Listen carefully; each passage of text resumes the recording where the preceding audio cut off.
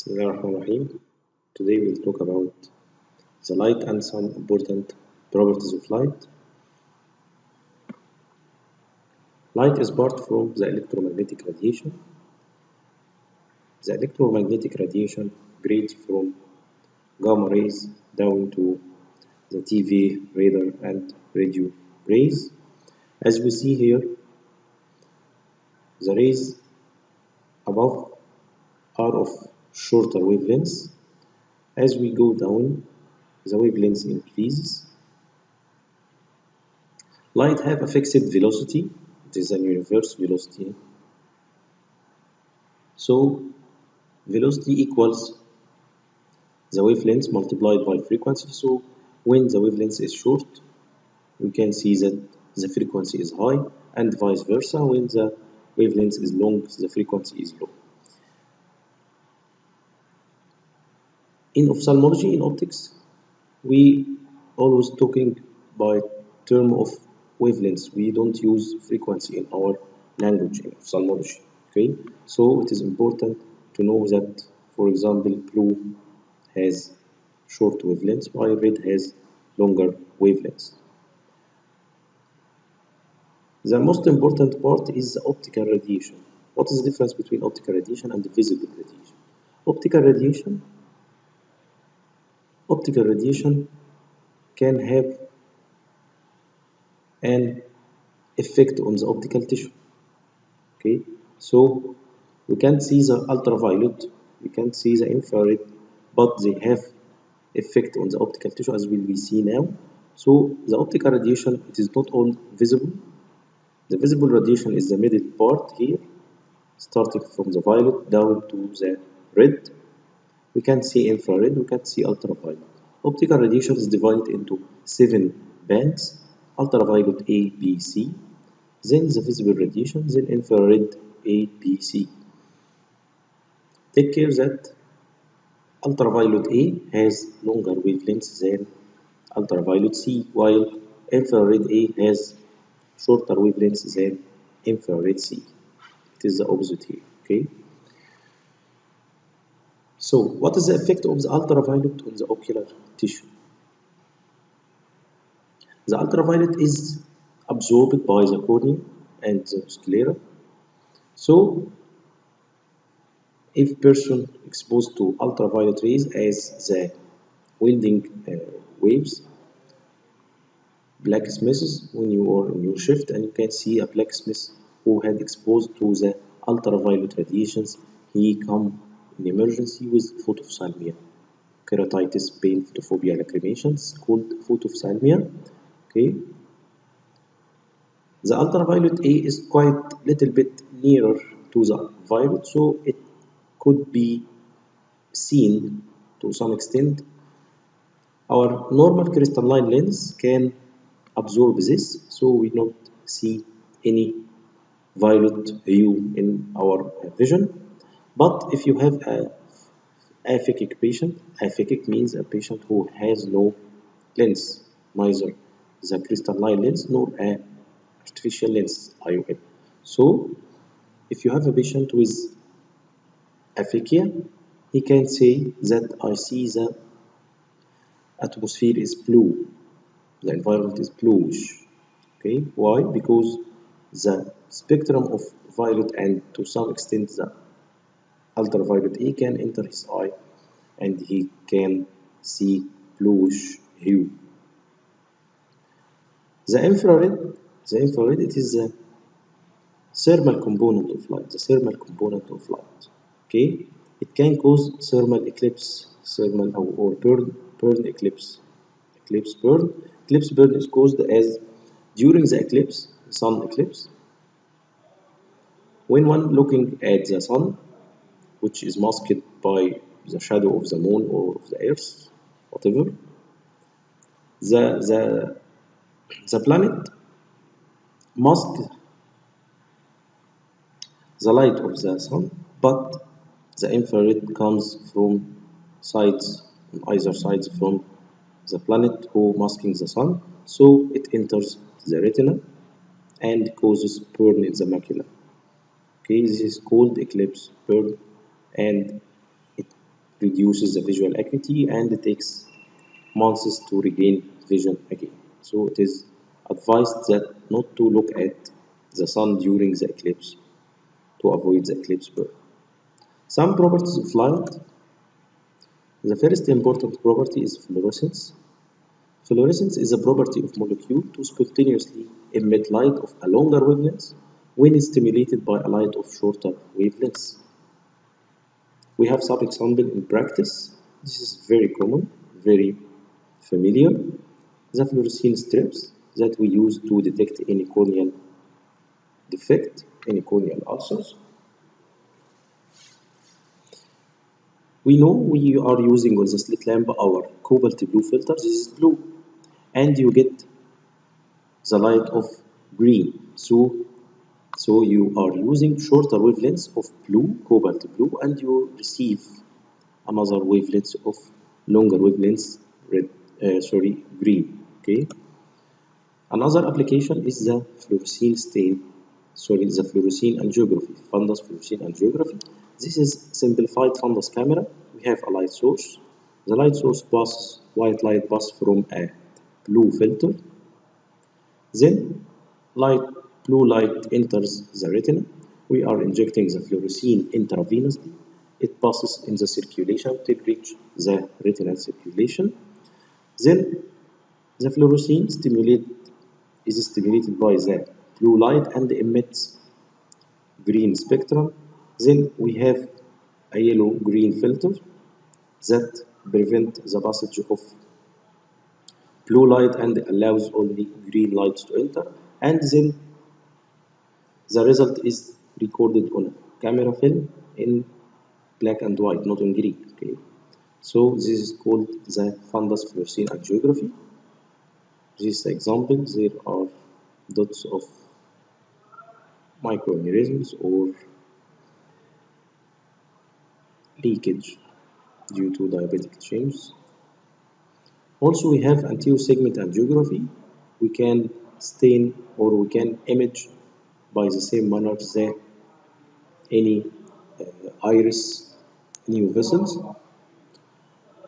Also, in laboratory, we can use fluorescein to study the production and the outflow of aqueous. This is not practical, but it is more or less done in research and studies. Another molecule that exhibit the fluorescence phenomenon is the indocyanin green, ICG, or the indocyanin green. The indocyanin green is stimulated by 205 nanometer and emits in 235 nanometers, which is in the infrared spectrum. So you have to use a special camera to see this. The indocyanin green molecule, you will find some MCQ questions on it in the handouts of this lecture. The indocyanin green is quite larger molecule that retains in the choroidal circulation, doesn't enter the retinal circulation, so it is the best study to study any choroidal disease, choroidal neovascularization, CNV, or any other diseases. Also, ICG can be stimulated by diode laser to cause photocoagulation. This is another application for the indocyanin green. Interference. What is interference? As you see, this is a complete cycle. This is a complete cycle starting from this point ending to a similar point. This is a complete cycle.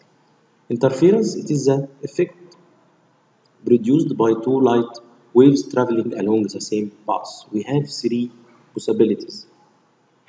Constructive interference. It occurs when the two waves are in phase or coherent. We should learn two terms: in phase or coherent, which means that the peak meets the peak and the trough meets the trough. So the result is the sum of both waves. As we see, it is an augmented wave. The destructive interference is the opposite. There is difference half a cycle. There is half cycle difference between two waves, so they are out of phase. They are out of phase by half a cycle, MCQ, okay, by half a cycle. So the result will be complete darkness, sorry, complete darkness. There is no light, darkness. They will cancel each other. The intermediate interference occurs when the difference between the two waves is less than half a cycle. So the result will be a variable amplitude wave. What are the clinical applications of interference? Destructive interference occurs within the stroma of the cornea. We know from physiology that the cornea is formed from lamellae, and those lamellae are equally spaced, so light will pass from a lamella to another. Some of light will reflect again back, so reflection from each lamellae will meet and cancel each other. Another application is the anti-reflection code. We will talk about this now, and the OCT, it will be discussed in instruments later. The anti-reflection causes a magnified section of a glass of the patient, and this the code, it is augmented here. When light falls on this glass, we should know that when light meets any interface, even a completely transparent interface, some of light will reflect back. This is a fact. Whatever this media is completely transparent. We have the cornea, we can see the Hirschberg test, the light reflection from the cornea. Despite that the cornea is completely clear, also you can see the reflection of your torch from the cornea of your patient. So it is a fact that when light meets any transparent surface, most of light will pass and some light will reflect. This is a fact.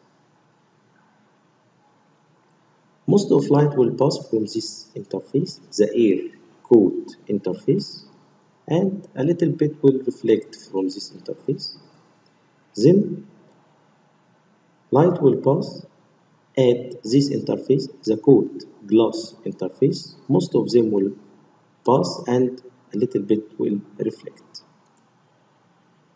Both waves, this wave and this wave, will cancel each other. How?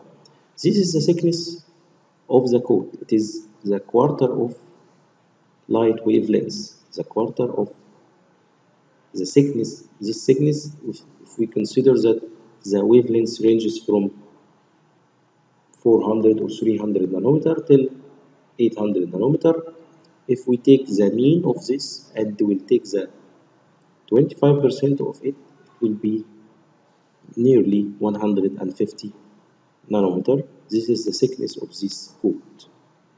So light will travel quarter of cycle and quarter of cycle, so the difference between two lights is a complete half cycle, and they will cancel each other.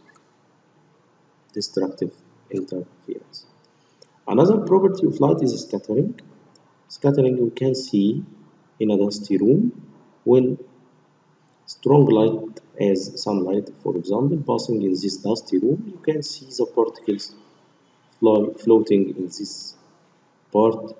Dust is in the room as a whole, but we can see them here. Why? Because light meets these particles and reflect in different directions. This is scattering.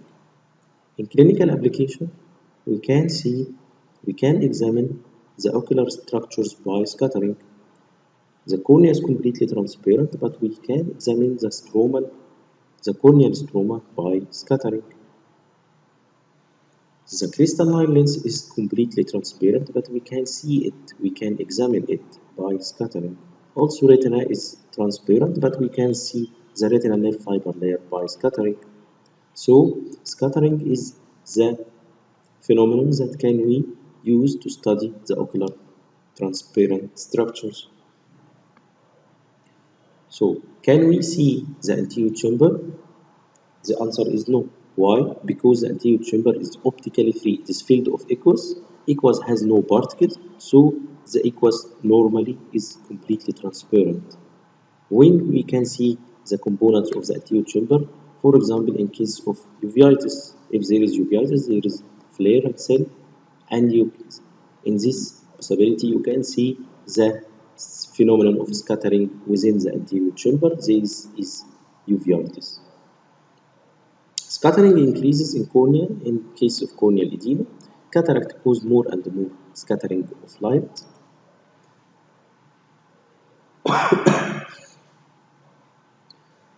Also, there is physical phenomenon of sunlight scattering. A very common question: why sky looks blue due in noon and appears to be red at nightfall or sunrise? Because at noon, sun is perpendicular on the earth, and light, when traveling through the atmosphere, the particles of our dusty atmosphere, the blue, which has the shorter wavelengths, will undergo more and more refraction, and it will be, more and more scattering, and it will be scattered within the atmosphere, and so you can see the sky is blue. While at nightfall or sunrise, blue is scattered away. The sun is tangential to the earth, and blue is scattered away, and only the red spectrum will pass to the earth, so you can see the or the sky reddish at nightfall or at sunrise. In ophthalmology, we prefer to use halogen bulbs. Why we prefer to use halogen bulb? Halogen is an inert gas, gives higher luminance, gives a larger spectrum of blue. White light have the all spectrums of rainbow, violet, blue, red, green, yellow, and so on. But halogen has greater blue portion of spectrum, so it can help us to examine the cornea and the other ocular structures more better than any light. Also, it gives the red free filter, which is light in green, and it helps us to examine the retinal nerve fiber layers. The red free filter we'll talk about later in slit lamp and other methods and techniques of examination.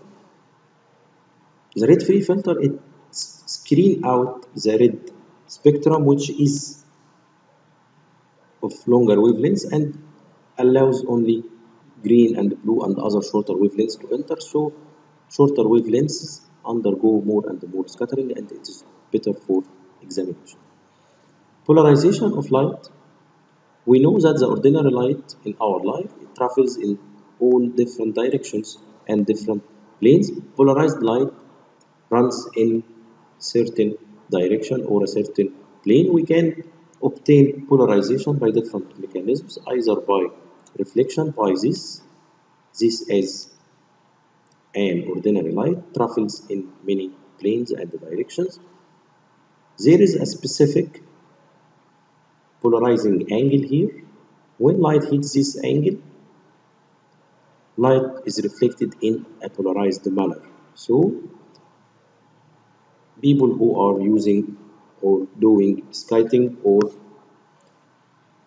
either on water or on snow, they should wear special glasses to avoid this glare. This is a very bright light that can cause glare for them. So they should use specific glasses to prevent this.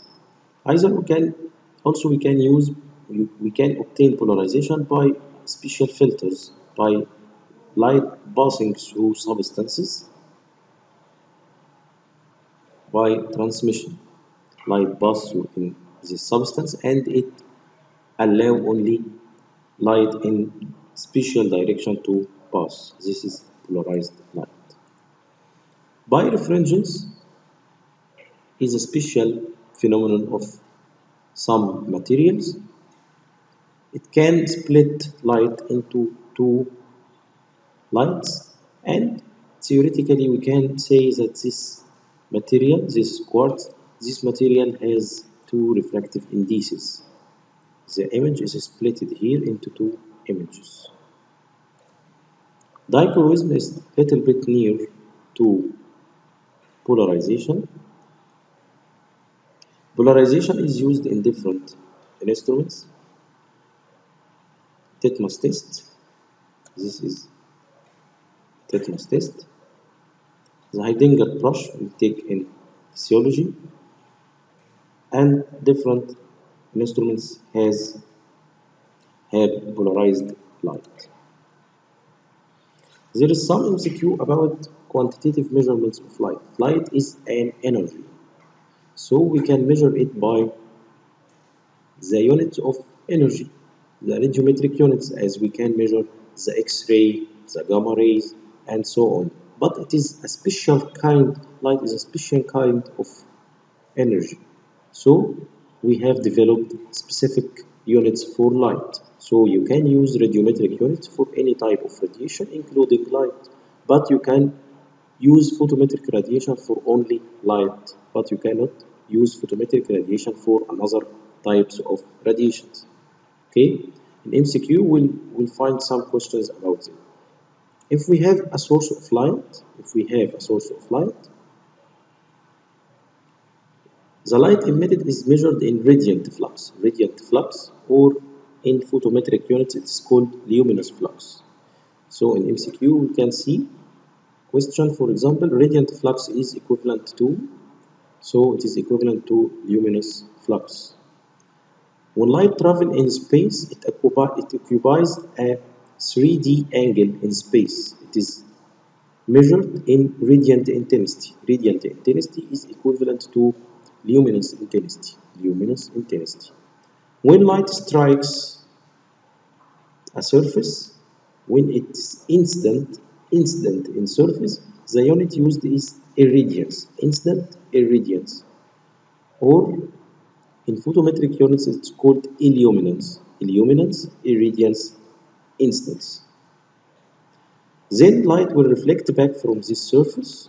When reflected, it is radiance, or the reflected light in photometric units is called luminance.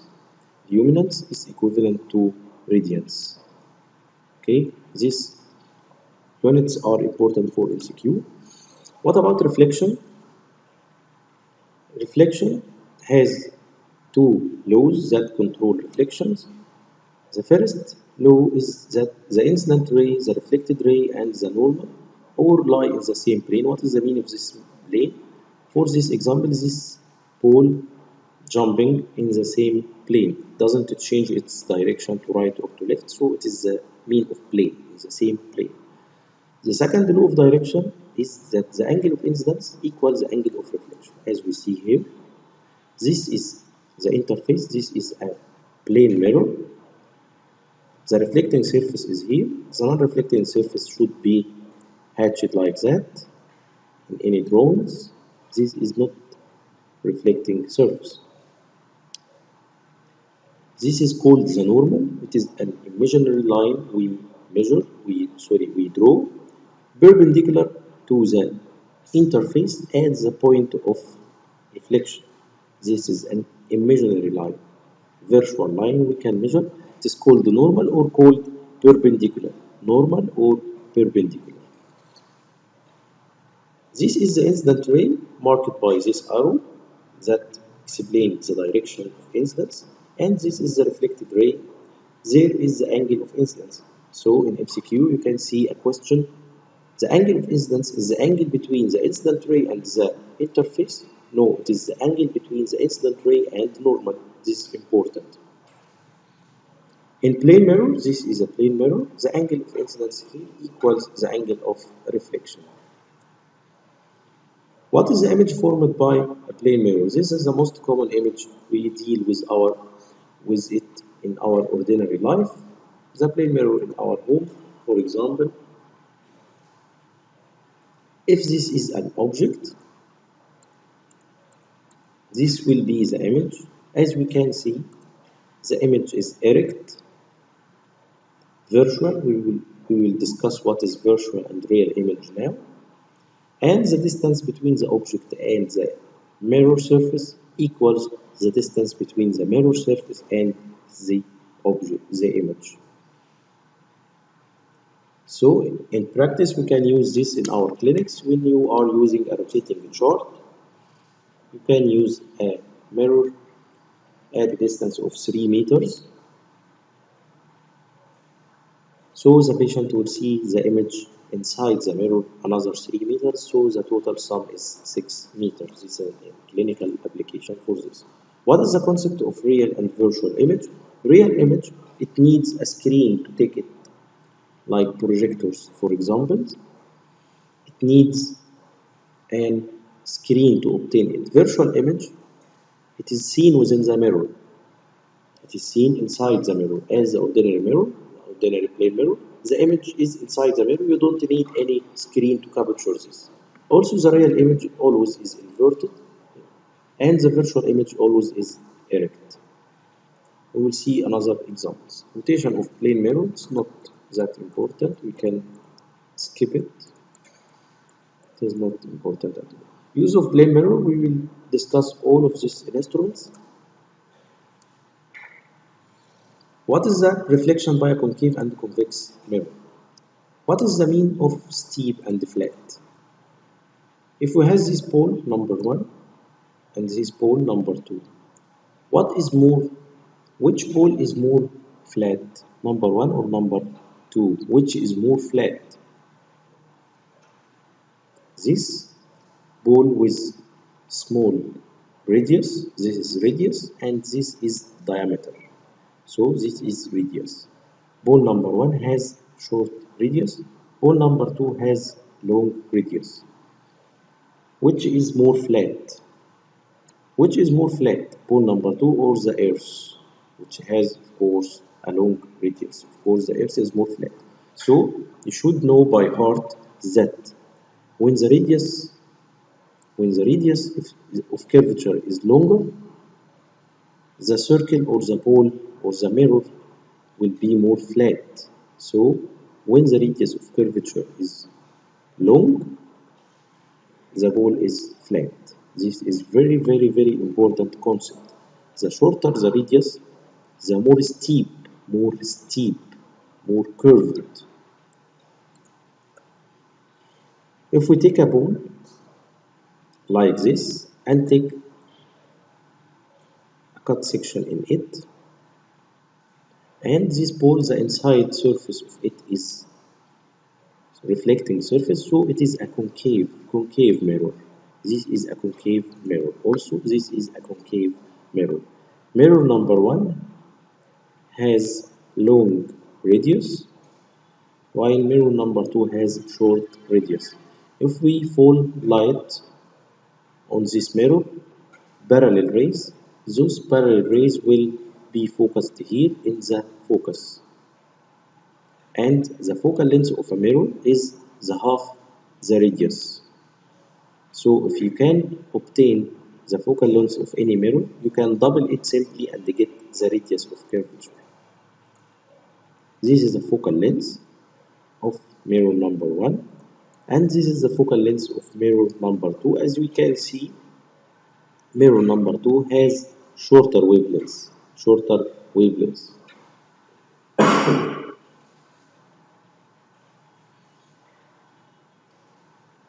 Mirror number 2 is more strong than mirror number 1. Why? Because it can rapidly control light and focus it nearly. Here light, it takes more time to be focused. So logically, this mirror is stronger. So when the focal length is shorter, the mirror is stronger. This is an inverted relation between the focal length and the power of the mirror. When the focal length is shorter, the mirror is stronger. When the focal length is longer, the mirror is weaker. This is a very important concept. Some definitions, not important in our exams. Now we will discuss reflections by different mirrors. Here, the object is at infinity, and we will know that when object is at infinity, rays come parallel from it. Rays come parallel from it. When parallel rays fall on a concave mirror parallel to its principal axis, light will focus in the focal point. The image will be formed here.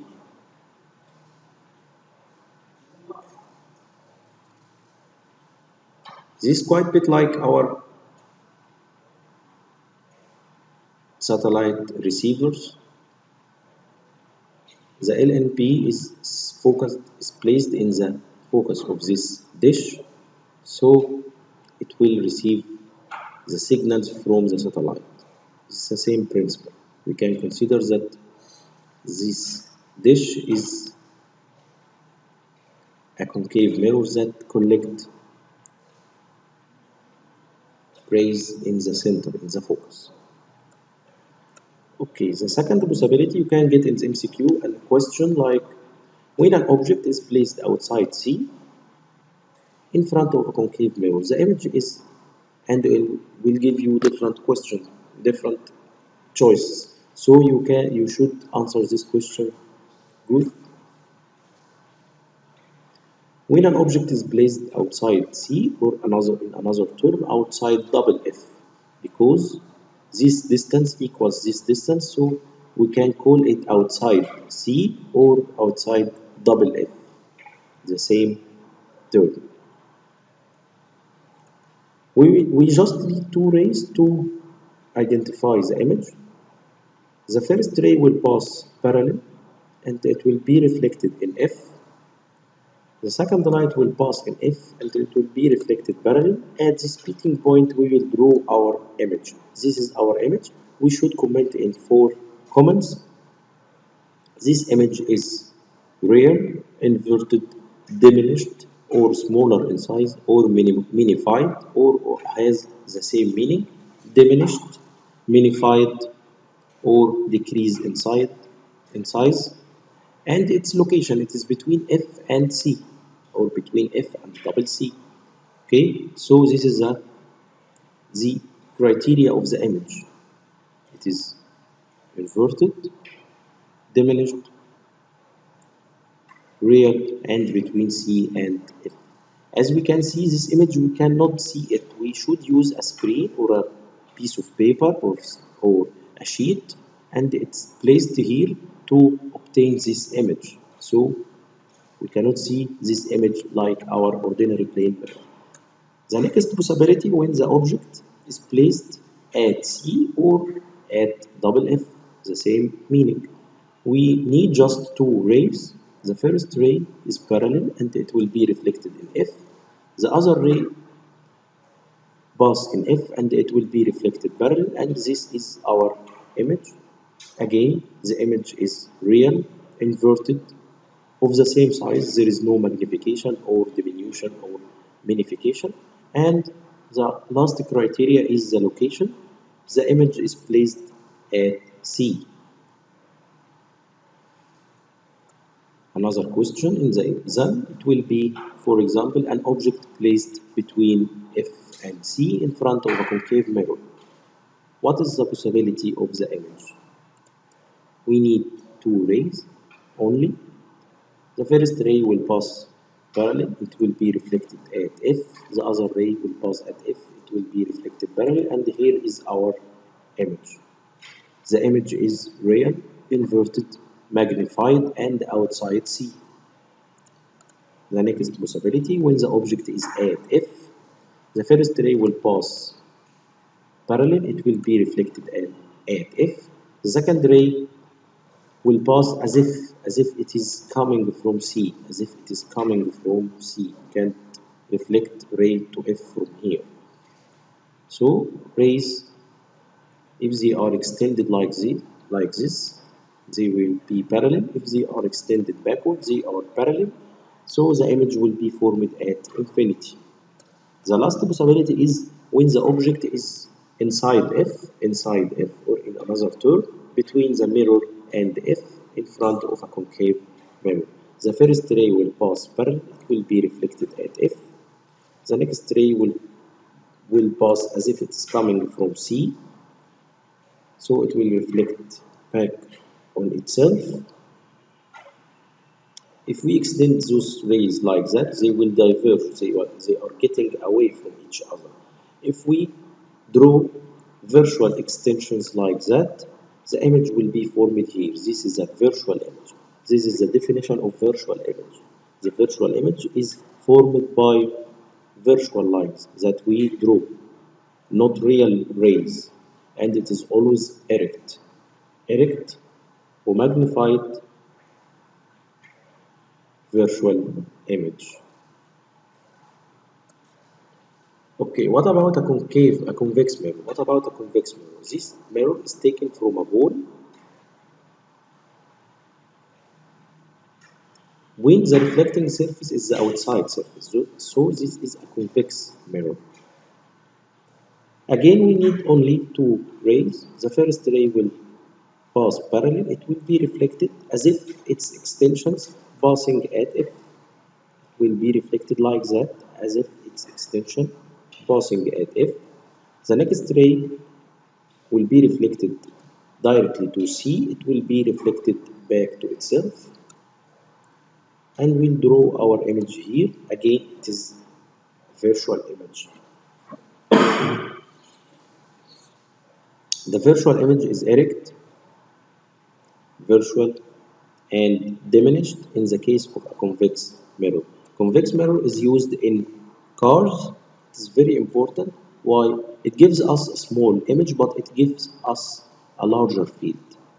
In the side mirror, you can see a larger field from the street, so you can see cars coming away from a very long distance. So cars use convex mirror.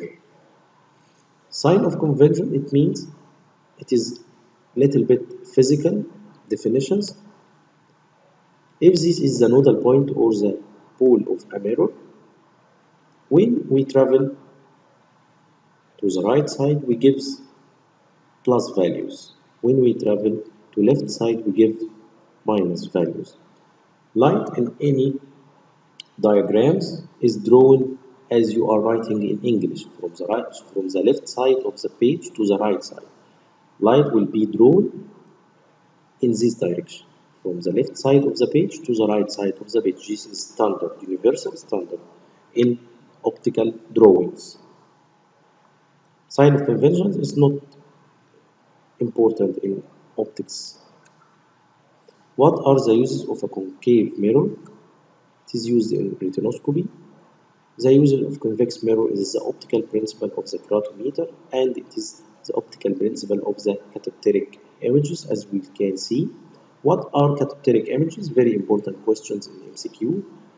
What are catopteric images, or in another term, Purkinje sensor image? Purkinje sensor image or catopteric images. These are the images reflected by the reflecting surfaces of the eye.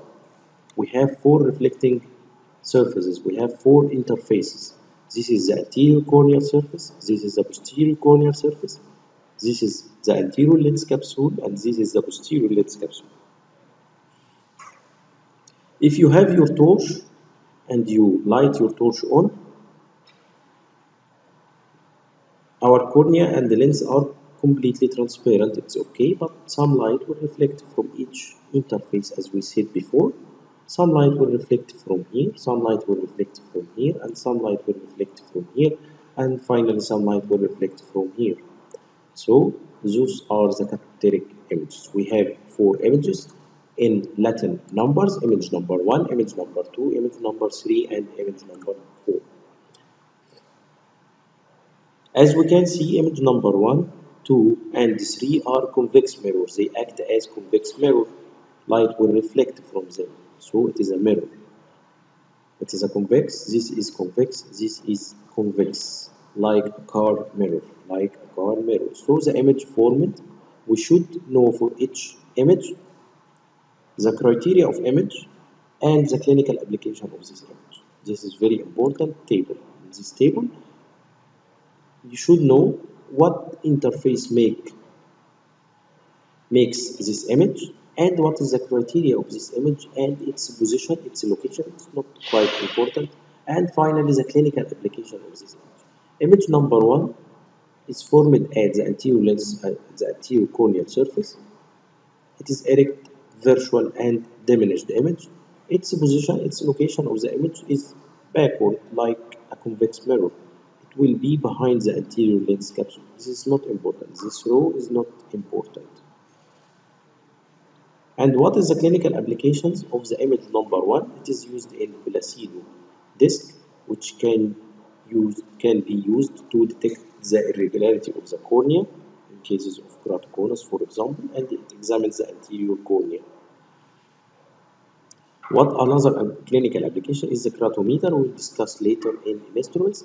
And finally, the Hirschberg test, which is the test used to detect the angle of squint. You can screen your patient for squint by reflecting your torch from his cornea. Image number two is formed by the posterior corneal surface. Again, it is a convex mirror, so it is erect, virtual, and diminished image. And with image number one, it is used by a device called pachymeter to measure the corneal thickness. If you can get the distance between the image number one and the image number two, you will know the thickness of the cornea. This is a clinical application, the optical principle of the pachymeter. The optical pachymeter, because we have different pachymeters.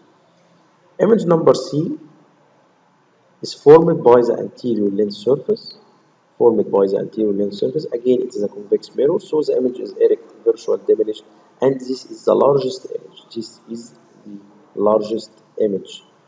And it falls in the vitreous, and its clinical application, if we can get the distance between image number one and image number three, we can get a very important value called the anterior chamber depth. It is important for example, implanting an anterior chamber IOL.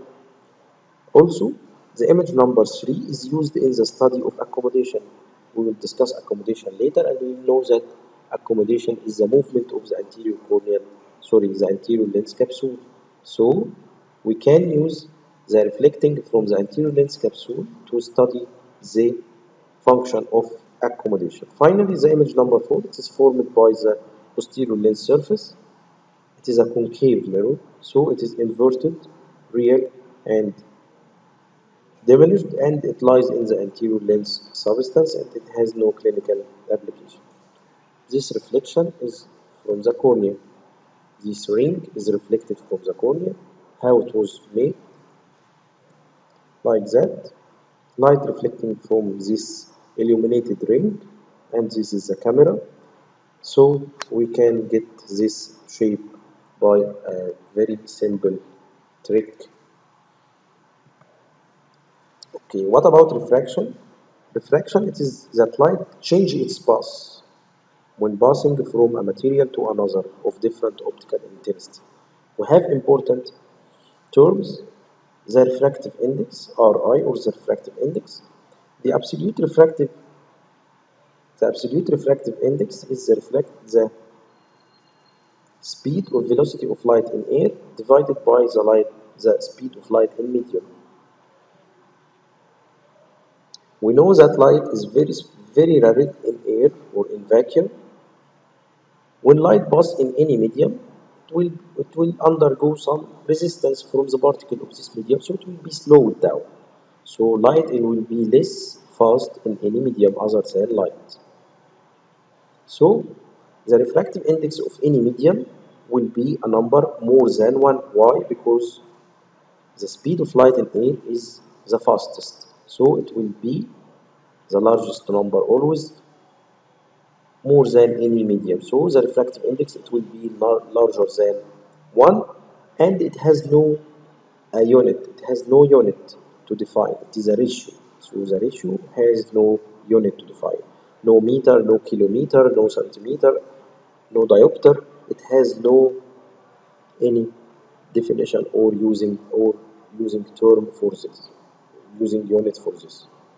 The relative refractive index is not important. This is the ratio between the speed of light in any material to another material. It is not important. But refractive index, this is important. What are the factors affecting the amount of refraction? Any factors affecting equals MCQ. Factors affecting can be question in MCQ. The first is the refractive index of the medium, the angle of incidence, and the wavelength of light. The shorter wavelengths will undergo more refraction. The shorter wavelengths, as blue, for example, will undergo more refraction than red. This is a container filled with water like that. This is the air, and it takes always refractive index n small. N small means the refractive index of air, and it equals 1. Why? Because the speed of light of air divided by speed of light of air, it will be 1. So it is an absolute 1. And this is water, and this n dash is the refractive index of water or any another material compared to air. If we are using glass, if we are using diamond, if you are using any material, it will take n dash. Okay? When light falls like that, at this point we'll draw again our normal, our perpendicular. This is a virtual line we draw. Where is the angle of incidence? This is the angle of incidence. This is the angle of between the incident ray and the normal. This is the angle of incidence. I want you to imagine that when light passes from air, which has no particles or very little particles, and it will get to water, which has more refractive index, which is more dense than air. Light will undergo some resistance, so it will bend towards the normal like that. So when light passes from a material of less refractive index to a material of higher refractive index, light will bend towards the normal. So the angle of refraction is smaller than the angle of incidence. Why? Because water has higher refractive index than air. In another term, water is more dense than air. In another term, air is less dense than water, or air is more rare. Rare also means less dense. We should know this term. Rare medium means has less refractive index. This is the angle of incidence, and this is the angle of refraction. Snell's law, this is the law that control this process. The incident ray, the refracted ray, and the normal all fall in the same plane. The second law is the sine of this angle multiplied by the refractive index of air equals the sine of this angle multiplied by the refractive index of this material. So we can use this formula to calculate. It will be very difficult to calculate the speed or the velocity of light in all mediums. It will be very difficult. So we use this to calculate, to get out the refractive indices of different material. We know that the refractive index of air is 1. This angle could be measured in laboratory, and sine of this angle can be calculated. Also, this angle can be measured and its sine can be calculated, and n dash is the only unknown of this formula, so we can use this formula to get the refractive index of any different material. Some examples for refractive index. Air, we said that air is 1, absolute 1. Water is 1.33. And another examples that we can study along our course. How can we see? What is the theory of vision? We want to see that tree. How can we see it? Firstly, we should have a light source.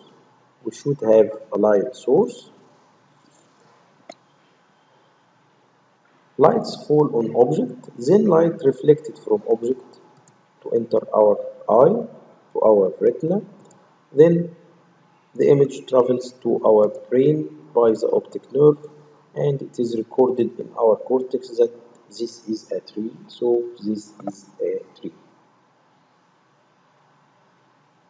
So we should have a light source. If we don't have a light source, we cannot see this.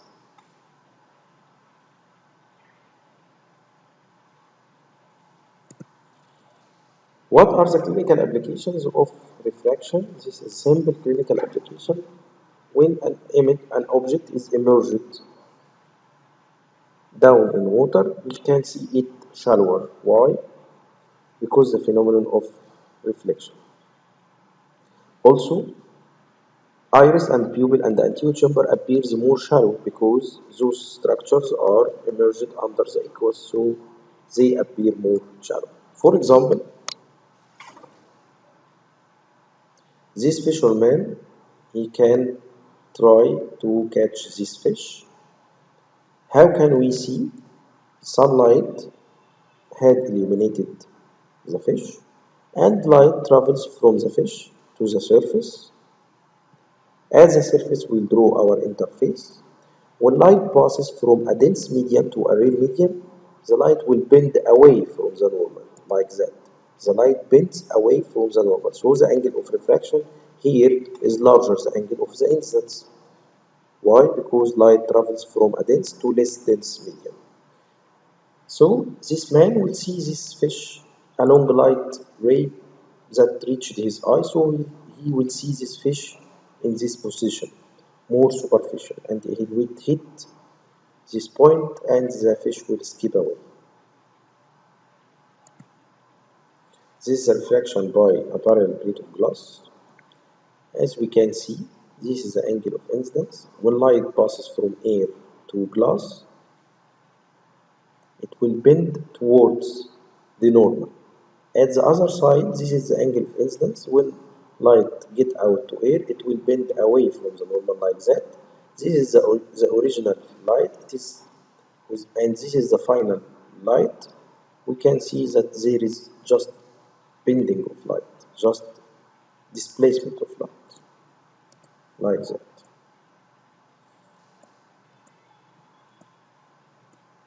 Bending of light.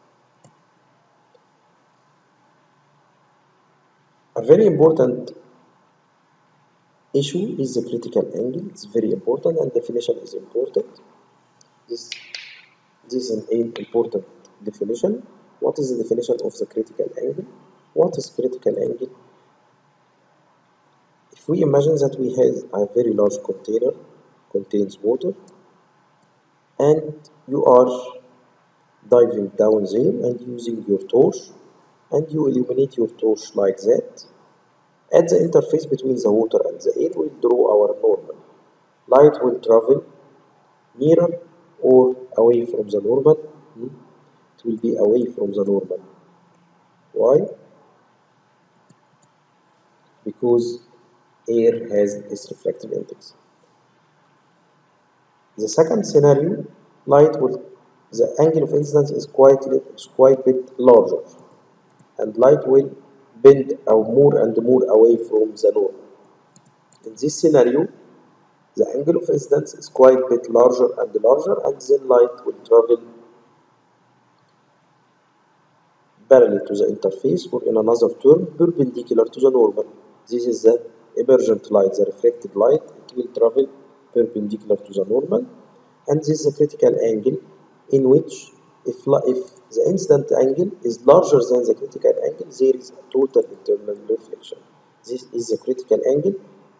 This is total internal reflection. Again, what is the definition of the critical angle? If light, it is an angle of incidence of a ray of light passing from a dense to less dense. It's very important part of the definition. From dense to less dense. Very important. If you forget this point in the definition, it will be a wrong answer. So It is an angle of incidence. It is an angle of incidence of a ray of light passing from a more dense to less dense, from water to air, from more dense to less dense, from cornea to air, as we'll see later, at which the emergent ray arises 90 degrees to the normal, perpendicular to the normal. If the angle of incidence is larger than the critical angle, the phenomenon of total internal reflection will occur.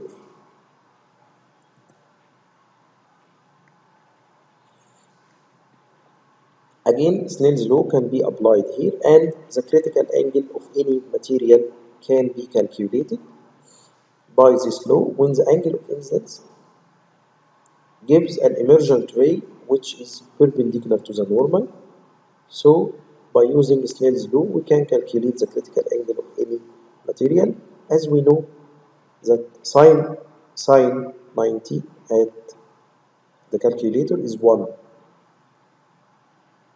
and you can calculate the critical angle of any material. For example, the critical angle of glass is 42. What are the clinical applications of critical angle and total internal reflection? This is a prism of glass named right angle prism. It's a very important question. Right angle prism. Here, light fall on this side of the prism, and it is perpendicular to the interface. When light falls perpendicular to the interface, it passes undeviated. It will be slowed down, of course, but it will be undeviated. It will pass like that. At this interface, we are here coming from glass to air. Glass has higher refractive index than air.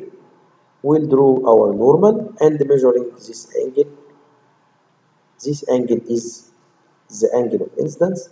If we measure it, we will be find it that it is 45, but the critical angle of crown glass is 42, so this angle is larger than the critical angle, and the light will reflect like that in total internal reflection. At this interface, light is perpendicular to the interface and it will pass undeviated. So, the right angle prism creates a deviated 90-degree image and laterally transposed. What is meant by laterally transposed? Like our ordinary mirror, if you can or you try to read any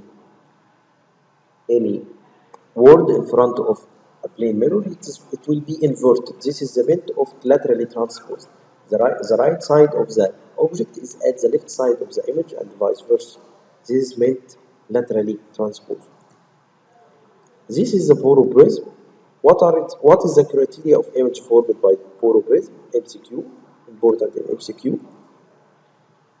In boroprism, light falls on the side that facing the right angle. So, when light falls like that, it will be perpendicular to the interface and it will pass undeviated. At this interface, you are coming from glass to air. We will draw our normal. We are measuring this angle. It is 45 degrees, larger than the critical angle of glasses. So light will undergo total internal reflection like that. At this interface, we'll draw another perpendicular and measuring this incident angle will be larger than the critical angle and the light will reflect back like that in total internal reflection. At this interface, light will pass undeviated because it is perpendicular to the interface, it will pass undeviated. So, boroprism will cause like a U-turn. If you are driving your car, it's like a U-turn. 180 degrees. 180 degrees. U-turn, like a U-turn. The image is inverted, but it is not laterally transposed. Inverted means upside downward, but it is not laterally transposed. The right side of the image is as the right side in the object before. This is a dove prism. Dove prism causes no deviation. It causes inverting of the image but no laterally transposition and causes no deviation. Light ray enters this in this plane and it comes out from this plane. Total internal reflections occurs at the base of this prism like that. This is a Dove prism. What are the other clinical applications of total internal reflection? The Gonyu lens. We have a problem here in examining the angle of the anterior chamber that light coming from the angle. How can we see this angle? We will light our slit lamp. Light will fall from the slit lamp to the angle and the light will reflect from angle towards our eyes as examiners.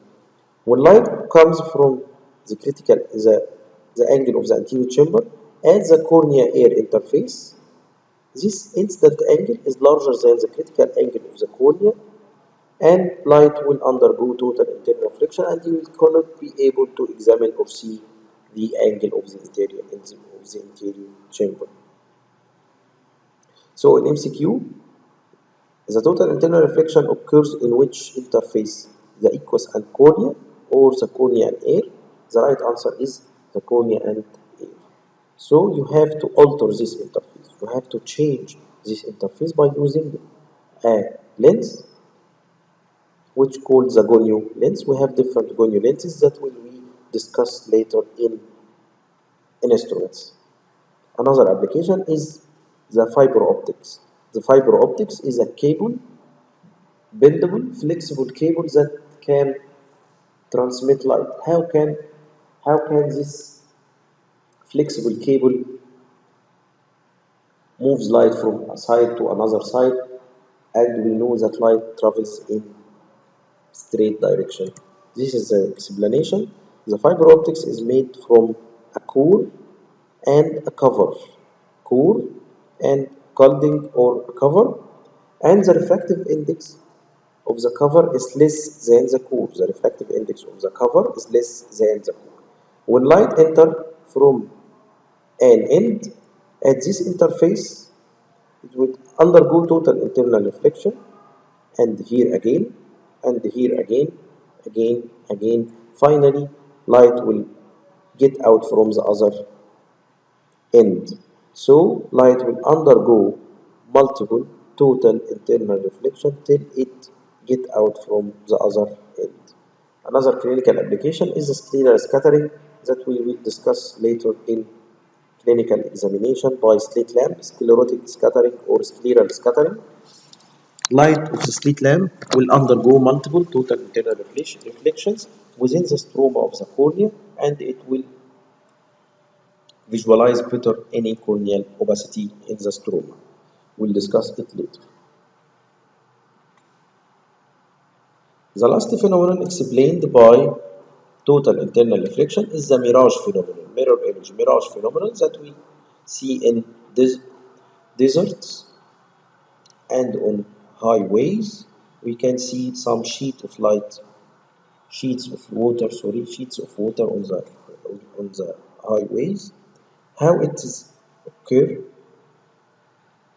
This is the surface of the earth that absorb the energy of sunlight, so the air near to the earth is more hot and the particles of this component of this area is spaced away from each other. When we are get up, we will get away from the earth. Light air is more and more cold and the particles are more and more close. In other words, it means that air is more dense. So you have two media. The lower air has which is hot. It has a less refractive index, and the upper layers of air has higher refractive index. So at this interface, reflection occurs. It's not important in ophthalmology or in optics. Now we are talking about prisms.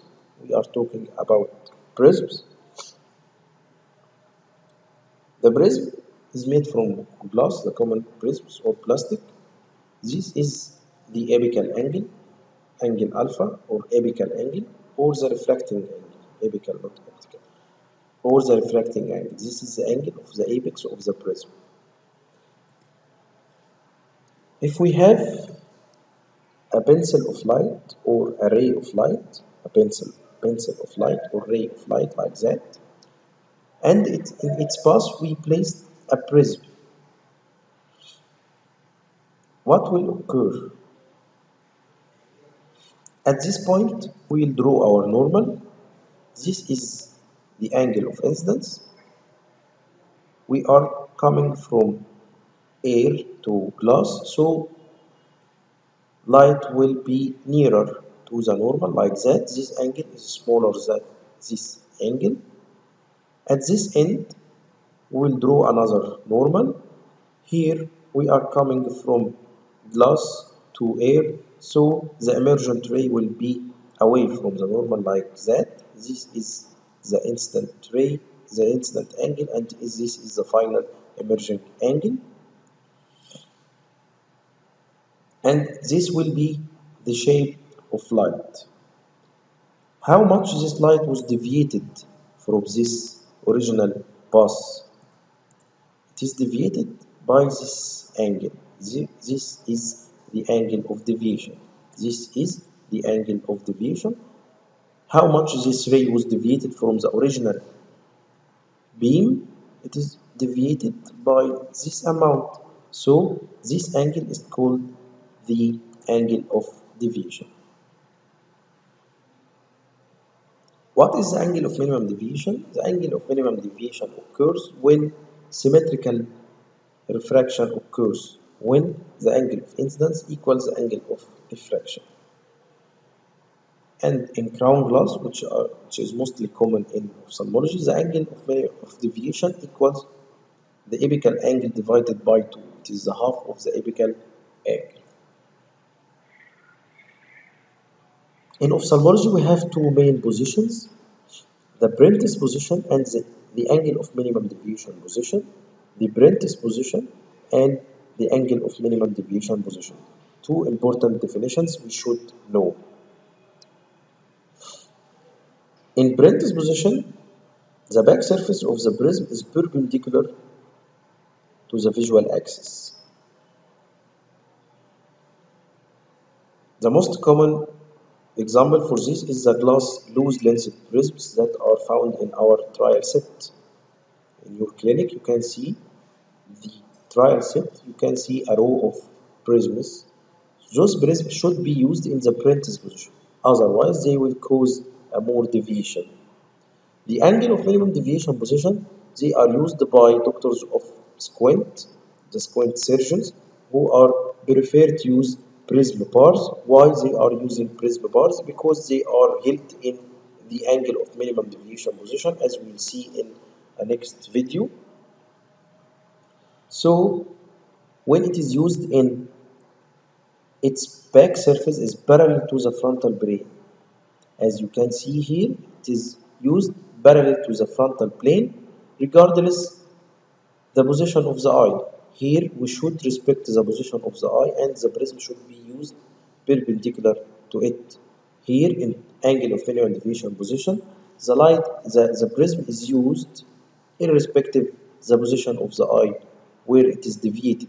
So it is used parallel to the principal plane and it causes the minimum deviation. It is explained in Elkington, which is the most important text of optics. You can find it on the internet in a soft copy. For example, if we are using a 40 diopter prism, if it is used in the frontal plane in the angle of minimum deviation position, it can cause an error of only one prism diopter. Could be 41 only. But it is, if used wrongly in the Prentice position, it can cause error of 72 diopter. So this is why the squint surgeons and the squint doctors are preferring to use prism bars because it causes less deviation and less errors. This is the prentice position. This draw from the American Academy. As we can see, this is the same prism. Here it causes a very large deviation. Here in the minimum deviation position, it causes a minimal deviation. The image formed by the prism, as we can see, this is the object.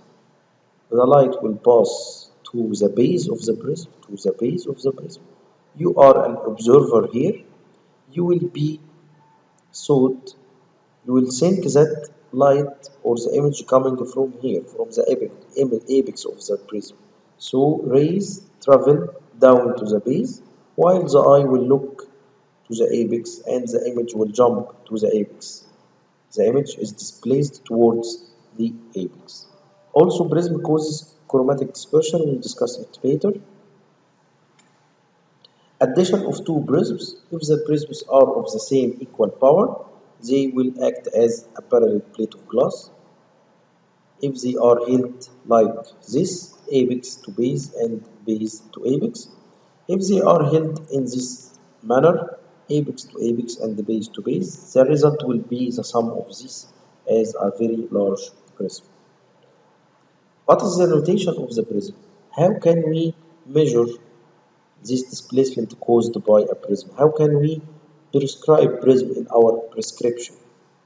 The prism is notated or defined by different units. The prism diopter unit it is drawn like an erect triangle, small triangle. You can see it in literature, small triangle like that. What is the prism diopter? What is the definition of prism diopter?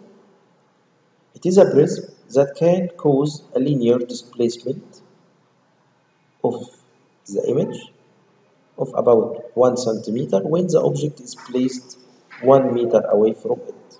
So if you placed an object away 1 meter from a prism and this prism caused a jump of 1 centimeter of the image of this object, so this prism is a prism diopter. If this prism caused 2 centimeter jump, so it is stronger, it is more strong, and it is 2 prism diopter, and so on. Another definition is the centroid. It is drawn like this, an inverted small triangle. Centroid scientifically is more accurate because in real life there is no linear displacement. Displacement is not that linear. In practice, in real life, displacement is along an arc, occurs along an arc. So this is more practical and this is more scientific. Centroid displacement occurs along an arc, not linear displacement. So it is more accurate.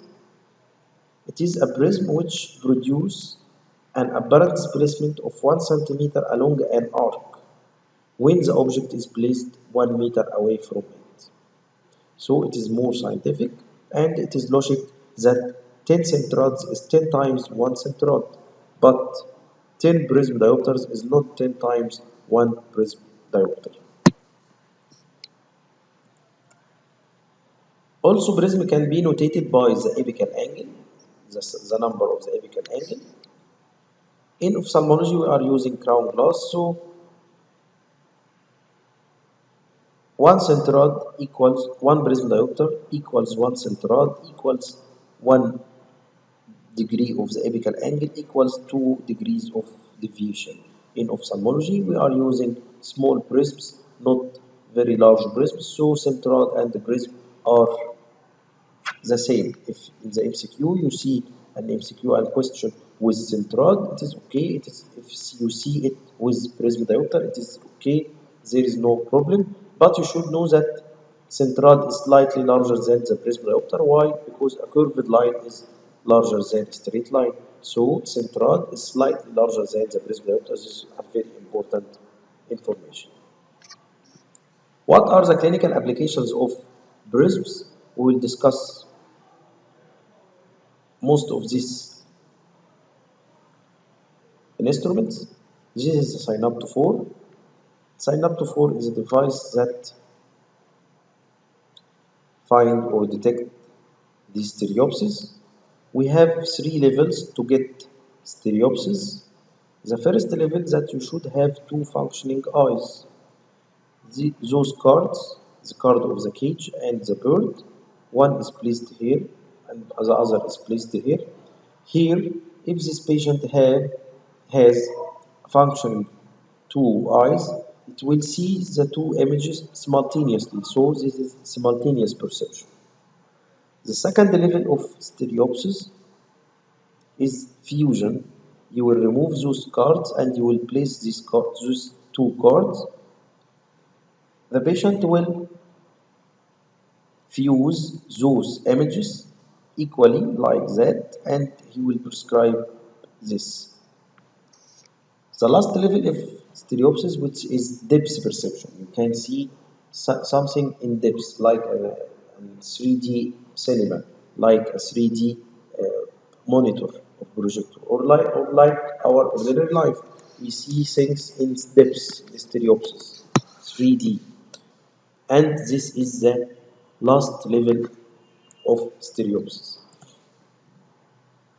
Another uses of prisms are used in diagnosis.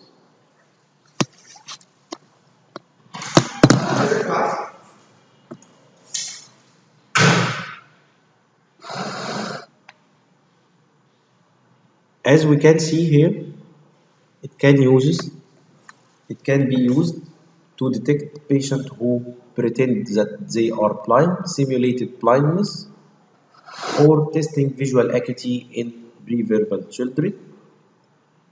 If we are placing a prism in front of an eye, the prism will deviate the light. So the patient will move his eye to regain fixation. So if he moves his eye, this patient is pretending that he is blind. Also, prisms are used in diagnosis of squint and heterophorias, as will be discussed later. Prism is used in measuring the amplitude of convergence. We will talk about convergence. The positive convergence is measured by a prism base out prism. The negative convergence is measured by a prism base in negative n. We will talk about this later. Also, prism is used to measure the fusional reserve of this patient. How can this patient fuse those images? Also, the same principle is in the binocular fusion to prevent the post-operative diplopia. You should examine that your patient post-operatively, a patient with a squint, you can use prisms by the angle that will you work on during surgery to detect if this patient will undergo diplopia post-operatively. So if the patient said that he see double the image, so you cannot work on this patient, you cannot do surgery for this patient. Another use of prism is therapeutic uses.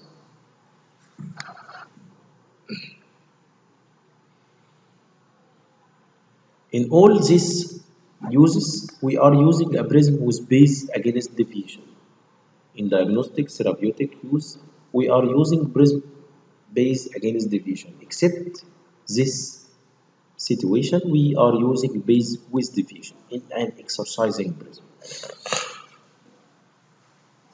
What is an exercising prism? For example, if you have a patient with hemiplegia, this patient will get some exercise to gain the power of his muscles, of his weak muscles. This is the same principle is placed here. This patient, for example, has a weak medial recti. this patient has weak medial recti and we want to make exercise to make this muscle to work. So the lateral rectus in this example, it takes the upper hand. The medial rectus is weak and the lateral rectus has the upper hand. So we will use the base with the deviation as if the eye is deviated to outward temporarily. So the base is with the deviation. In this manner, you are pushing the medial rectus to work as if you are exercising this medial rectus. So this is a temporary exercise. This is not permanent and it is with deviation. So it obligates this muscle to work and it is temporary. This is exercising prism and it is not that common. This is an important question in MCQ regarding the orientation of prisms in different scenarios of squint. The prism is notated by its power in prism diopter or central, whatever, and by its position in front of the eye, by its base. So we call it prism base in, prism base out, prism base up, prism base down. So the prism is notated by its orientation is notated by the base. In horizontal deviations, like this example, the right eye is deviated outward, so this is called exotropia. Exotropia. In horizontal deviation, the orientation of prisms is identical for both eyes. It is common in practice to divide the power of the prism into the two eyes. For example, if this deviation is 10 degrees, you can place all the 10 degrees in front of the right eye, prism base in, or you can divide those 10 degrees in front of both eyes by giving 5 degrees prism base in front of the right eye and 5 degrees prism base in front of the left eye.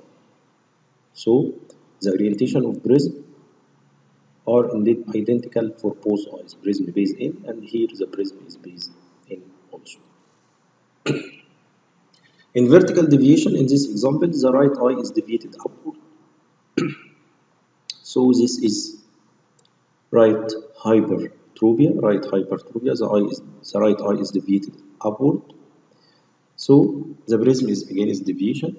We can place all the 10 degrees, for example, all the 10 degrees prism base down in front of the right eye, or we can divide the prisms between both eyes by placing 5, for example, 5 prism diopters prism base down in front of the right eye and 5 prism diopters prism base up in front of the left eye. So the orientation or the arrangement of the prisms is of opposite direction in front of two eyes. This is a very common and important MCQ question.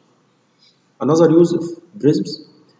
Prisms could be used in old presbyopes, old patient who came to your clinic seeking for a spectacle for reading aid, and you have prescribed him the reading aid.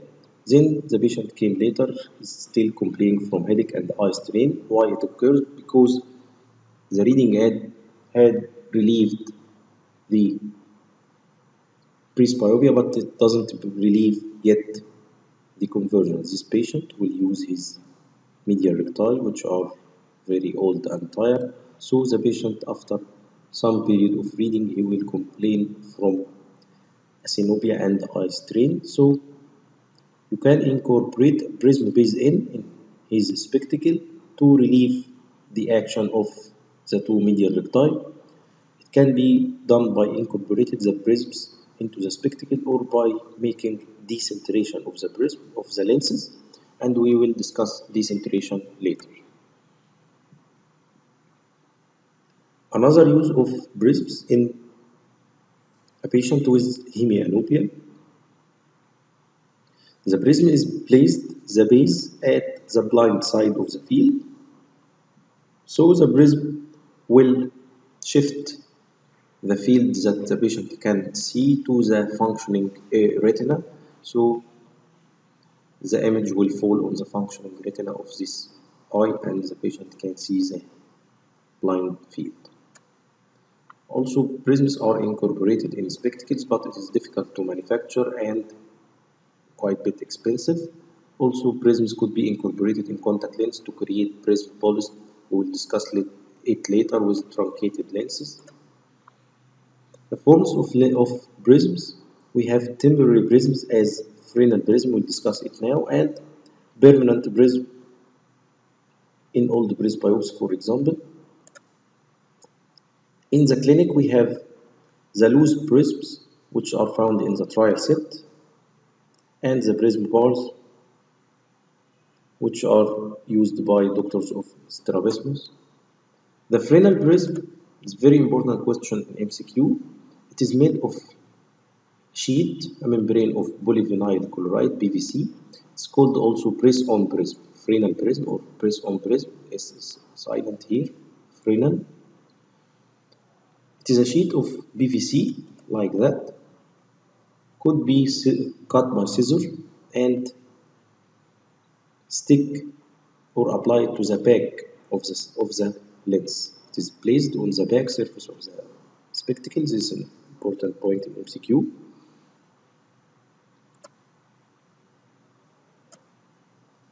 This is the anatomy of the Fresnel prism.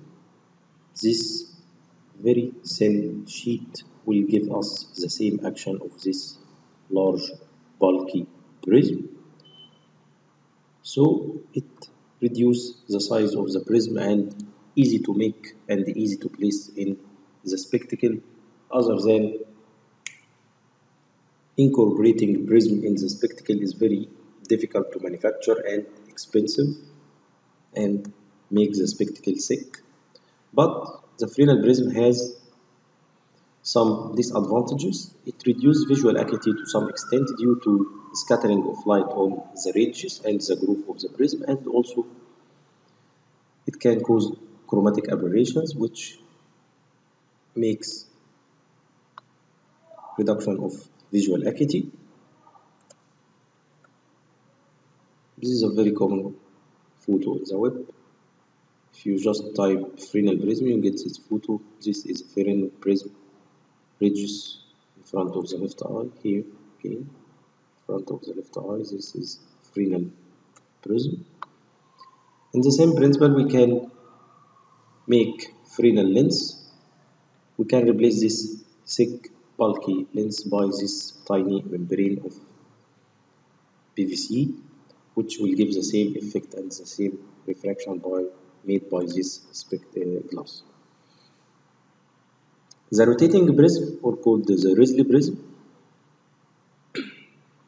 is composed from two prisms of 15 prism diopters mounted in a single frame, and you can rotate those prisms to each other when they are rotated, where the apex with apex and the base with base. So the power will be the summation of both, will be 30 prism diopters.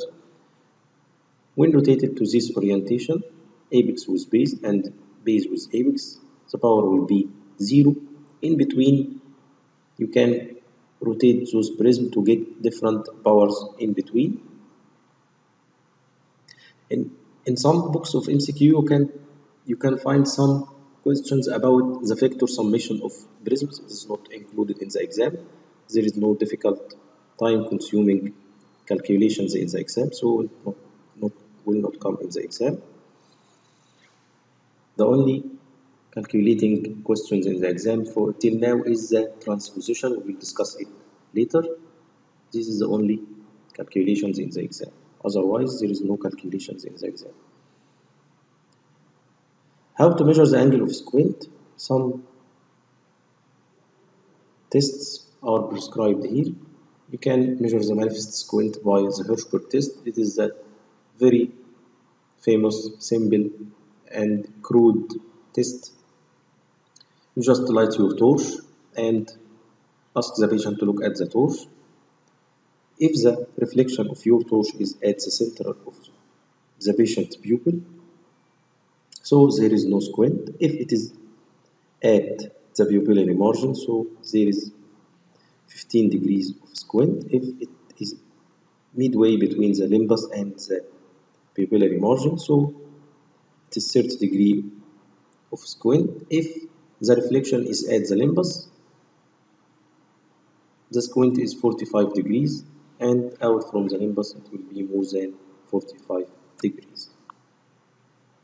Another test, the Kremesky test and the prism reflection test. In the Kremesky test, the prism is placed in front of the fixating eye, and we can increase its power gradually. Of course, it's placed the base against deviation until the corneal light reflections are symmetrical in both eyes. Also, in prism reflection test, the prism is placed in front of the deviated eye until the corneal light reflections are symmetrical in both eyes. The prism cover test, we have nice video for prism cover test.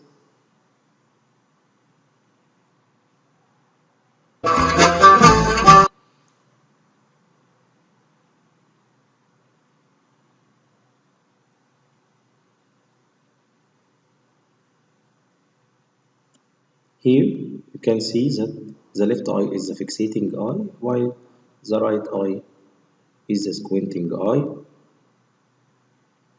It is esotropia. When we are covering the fixating eye, the squinting eye will move to fixate like that. After removing the cover, it will come back to squinting position.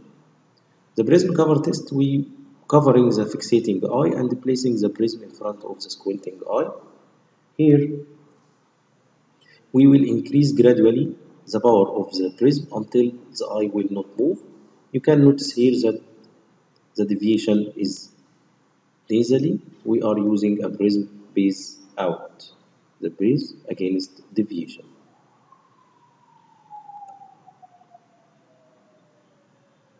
We will cover and increase the power of the prism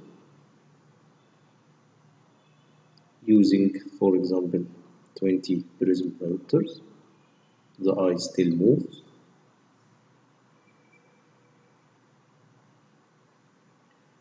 30 prism diopter, the eye moves.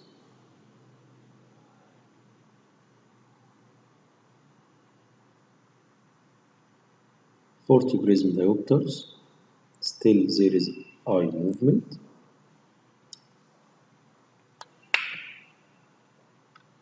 50 prism diopters, still there is eye movement.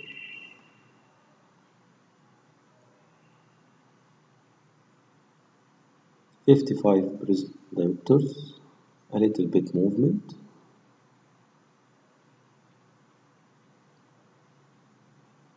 60 prism diopters, there is no movement. It means that this prism will send the image to the fovea directly without the need of the eye to move. So it means that the angle of squint in this patient is equivalent to 60 prism diopters.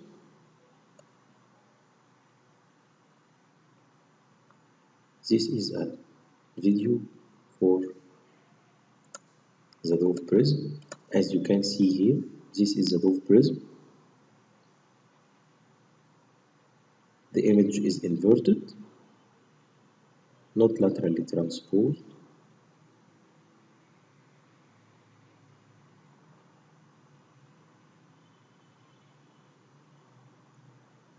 And there is no deviation.